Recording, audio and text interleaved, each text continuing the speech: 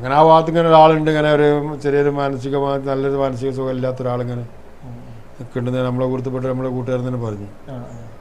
അപ്പോൾ ഞാൻ പറഞ്ഞു ആളോട് വരാൻ പറയും, കൂട്ടിക്കൊണ്ടുവരാളെ കൂട്ടിക്കൊണ്ടുവന്നില്ല. അങ്ങനെ കൂട്ടിക്കൊടുത്തപ്പോൾ ആളിങ്ങനെ കണ്ടപ്പോൾ ആൾ വളരെ ഒരു പരിതാപകരത്തിലാണ് ആളെ അവസ്ഥ ഉള്ളത്. കാരണം മുടിയൊക്കെ ചില പിടിച്ച് മുങ്ങിയ മുറിച്ച അവസ്ഥകളും ഭക്ഷണം കഴിച്ചിട്ട് മുഖത്ത് പോകുമ്പോൾ തന്നെ നമുക്ക് എത്ര അയക്കണം തോന്നുന്നു.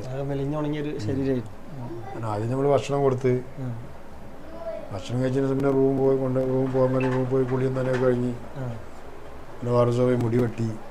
പിന്നെ ആള് കുറേ നോർമലായി. ഷുക്കൂറിന്റെ കുടുംബത്തിന് എങ്ങനെയാണ് കുടുംബത്തിന് അങ്ങനെ മൂപ്പരെ പിറ്റിയത് ഇങ്ങനെ പറഞ്ഞ മൂപ്പരോട് പറഞ്ഞങ്ങനെ നാട്ടിൽ ബന്ധപ്പെടാൻ നമ്പറുണ്ട്, മൂപ്പര് അത് തേടി പിടിച്ചത് ഒരു അകന്ന ബന്ധുക്കളുടെ നമ്പറാണ് കിട്ടിയിരിക്കുന്നത്.